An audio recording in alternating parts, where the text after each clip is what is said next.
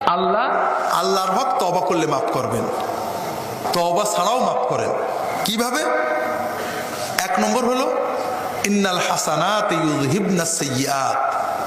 আপনি তো অনেক নেক আমল করেন, কিছু তওবা করেছেন, কিছু গুনাহ রয়ে গেছে, আল্লাহ অনেক সময় আপনার নেক আমলের ওসিলায় কিছু কিছু গুনাহ মাফ করে দেবেন। আল্লাহ বিপদ আপদের ওসিলায়, কষ্ট হয়েছে, জ্বর হয়েছে, অসুখ হয়েছে, ছেলে মরেছে, অসুখ বিসুখ বিপদ আপদ, আপনি সবর করেছেন, এই বিপদ আপদের ওসিলায় বিনা তওবাতে অনেক গুনাহ মাফ করে দেবেন। অনেক গুনাহ আল্লাহ নিজের দয়ায় রহমতে কোনো কিছু ছাড়াই মাফ করে দেবেন।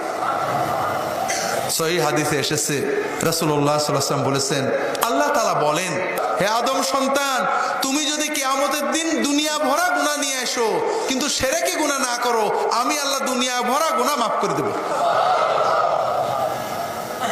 কিন্তু বান্দার হক, মানুষের হক ওজনে কম দিছিলেন, মানুষের বাড়ি খেয়ে পয়সা দেননি, হোটেলে খেয়ে পয়সা দেননি, জোর করে শ্বশুরের থেকে যৌতুক নিছিলেন, বউয়ের মোহরটা দিছিলেন না, আপনি ফাঁকি দিছিলেন, অন্যায় বিচার করেছিলেন, আপনি পাশ টেনে করছিলেন, আপনি নাম্বার পাশ টেনে দিছিলেন, চাকরিতে নিয়োগটা পাশ টেনে দিছিলেন, অযোগ্য মানুষের নিয়োগ দিছিলেন।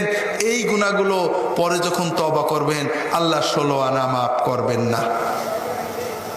কাজেই মালিকে ইয়াউমিদ্দিনের ইয়াকিন আপনার সত্যিই হয়েছে কখন বোঝা যাবে? যখন আপনি অন্যের ক্ষতি করতে গেলে হৃদয়টা কাঁপবে। হায় আল্লাহ, আল্লাহর কাছে কি জবাব দেব, কি করে পার পাবো?